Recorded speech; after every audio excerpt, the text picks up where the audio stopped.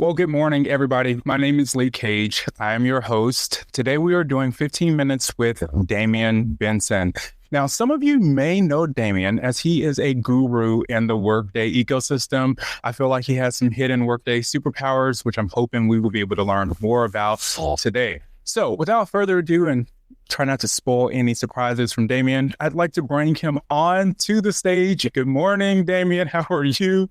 Good morning, Lee. Doing pretty well. How are you?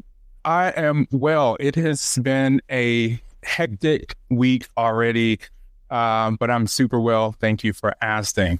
So I have to ask, Damien, I have been following your kind of career progression over the last couple of years. We met at a mutual customer client situation, and I would just love to learn just a little bit more about you, and I know our audience would as well. Okay. Sure. So for me, I started in HR a few years ago. I won't spoil up the years because age is nothing but a number, right? So for me, I say that to myself as well. Okay. Right, like me. So for me, I have a great functional background in HR. I've done all the different COEs when it comes to performance, benefits, payroll, employee relations, you name it. I've probably done it once or twice or a few times. But for me, I wanted my career to be slightly different, quite honestly. So I learned all the different functional pillars when it comes to HR, and then I used that to transition myself to more the technical side. So from there, I use that to be able to be a bridge between the functional and the technical worlds, be able to speak the lingo of the functional partners, but then translate that to technical requirements for myself. And that's kind of how I landed overall in the Workday space. So at the start of my career, I was honestly thrown into an implementation for Workday. Wow. So I had to learn both the functional and the technical pieces at the exact same time. But from there, honestly, again, I just started learning more of the functional side, starting as a recruiter, learning that space, being an HR generalist, being a HR specialist. Again, you name it, I've probably done it. So again, from there, I just started learning more and more about the functional spaces and then started weaving that into what does this mean technically? And then from there, quite honestly, kind of skyrocketed for me. Systems, processes, all of that really comes natural to me. So really just learning Workday, learning how everything is interconnected. And then a few years later, here I am now as the director of HR operations. Wow. I mean, you summed it in, like a minute and a half, but I feel like there's so much in between that space. In my experience, I have found that the best HRIS professionals are actually those that have come from the business, like that were actual functional HR managers, generalists, specialists, coordinators, you name it, because they tend to understand the requirements a little bit better. Yeah. So it sounds like that's true for you too. Yeah, I can agree with that. Even in my experience in my networking, a lot of people, they prefer those who come from the function side because we know what's really going on. A lot of people in the HRIS space, as you may know, they're very technical. They can understand how to configure things very technically, but does it meet compliance standards? Does it meet different regulations? Maybe not. But that's really where the functional knowledge comes into play. So that way we can say, great, California overtime is over 8 hours a day. Do technical consultants know that? Probably from configuring over the years, but fundamentally, do they know that stuff going into things? Probably not. So that's why a lot of people prefer when they go into systems or hiring those within systems, they have a functional background because of that. Wow. So this is a plug for all hiring managers. Hire someone like Damien who has the functional and technical background, and it's not just an order taker. Okay. And we sometimes see that in the consulting world, where people are just taking orders and configuring, but it's not compliant. It doesn't meet the regulations. It doesn't even begin to touch the level of depth that it needs to for that organization to be successful post implementation. Wow. So I want to kind of change a little bit here. So you mentioned some of the roles that you've had over the years. What has been the most fruitful role that you've had thus far? Like where you felt like I'm killing it. I learned so much from this role. Like I'd love to learn a little bit about that. Yeah. I will say that the most fruitful role I've probably had, honestly, being an HRIS analyst at a mortgage company. So from there, quite honestly, it was the leader that I was under when I first started, a leader that I very well knew, I will say, very well connected with. And really it became a mind melding situation. So It was easy to go into a situation, understanding what it was, and have to explain 300 different times what something was. So things really felt smooth, it felt easy. And then from then on, honestly, that leadership kind of their wing. Being able to mine me into what I am today. So understanding when it comes to working with different stakeholders, different partners, managing personalities, as we all know, is a constant struggle when it comes to this side of the industry. Project management. Yeah. Exactly. So it was a lot of that, really being able to juggle multiple different things, handle multiple different personalities, while still maintaining things on the system side. One of the things that mentor really taught me was being able to understand the difference between a cultural change versus a systematic change, quite honestly. Wow. That's one of the things that I struggle with going into that position, was that, a system can really solve a lot of different things, right? We can solve some of the complexities, but do you overcomplicate the system doing that? You can. So it's really taking a step back, really understanding if the issue that we're facing now, is it a cultural thing that we have to go into business to really shift that side, or is it something that we truly have to solve in the system in itself? So from there, being able to take that lens in itself to understand, great, everything that comes to HRS does not mean we have to make a system change. It means that we can also partner with the business functionally to understand what they're going through, process optimization, things of that nature, just to really understand what's going on. So did you always know you wanted to be, in HR or HRIS, or was this like something you kind of arrived at? Kind of both, quite honestly. So when I first went into my undergrad, I went in for general business management, as most people do and decide. But then I heard about HR and I was like, let me give this a try. I learned about all the textbook stuff, all the stuff that you need to know, but do you really use it? Not all the time. And then once I got into the field, I started understanding, started seeing things for myself. And the one thing that honestly caught on to me very quickly was understanding processes, like, we can do that more efficiently if we just do this thing over here. Like, why do we have 800 different paper forms completing one transaction?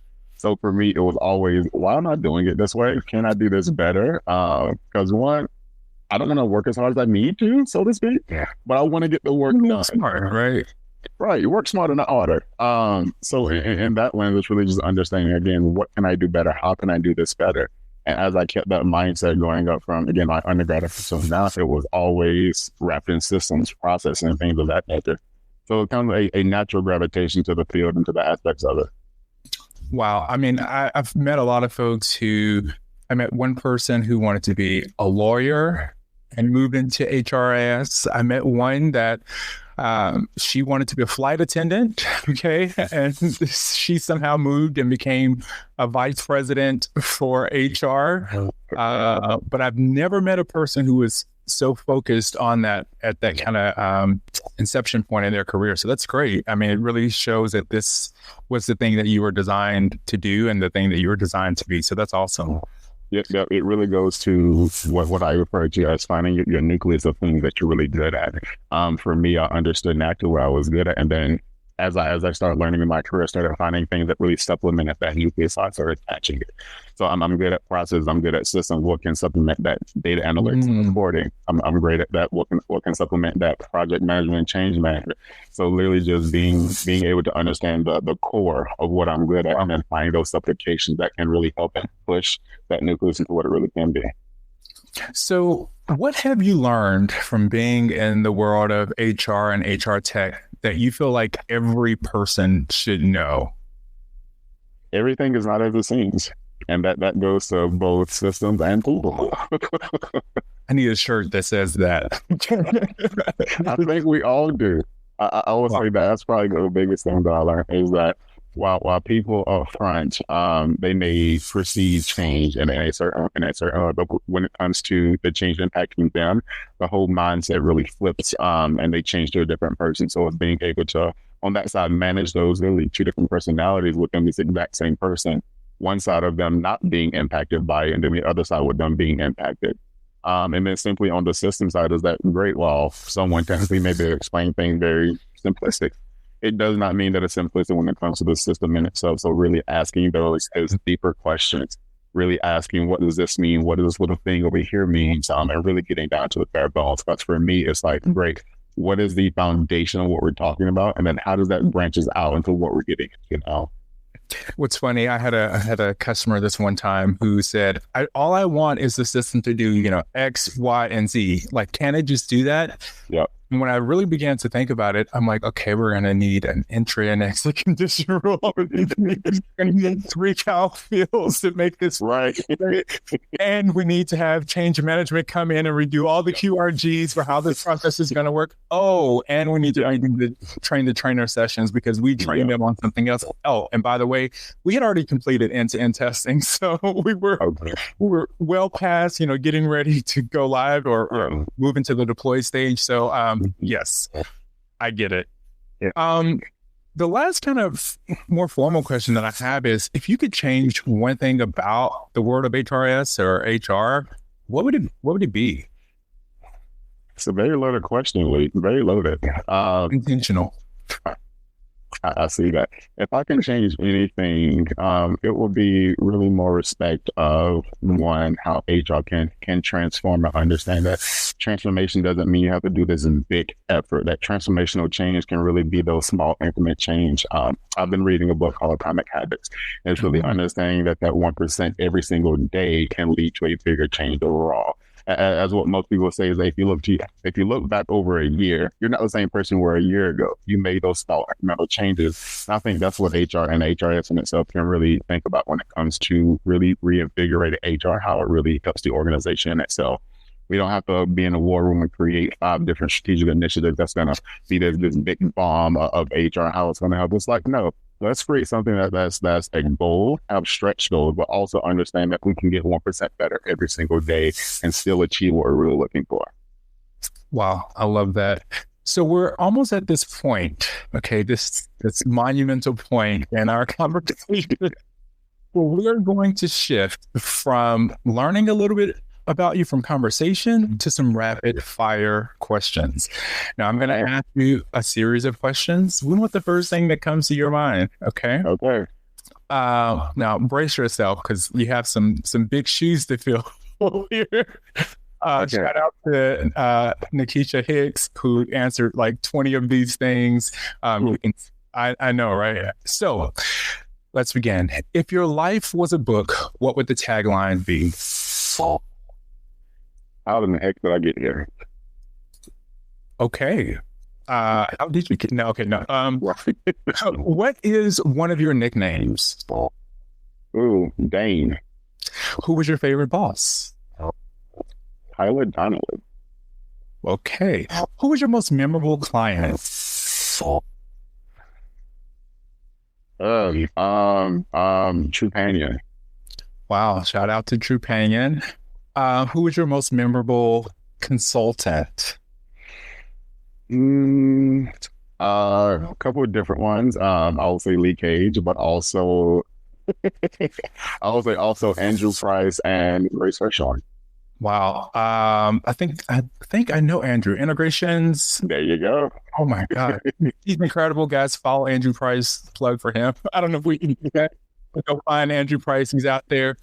What do you see for the future of your new company? Global expansion when it comes to HR shared services and establishing a global HRS department to really build an overall HR operations team to make sure that the company can grow and be more agile as they acquire more companies. Okay. At what age would you like to retire? Now?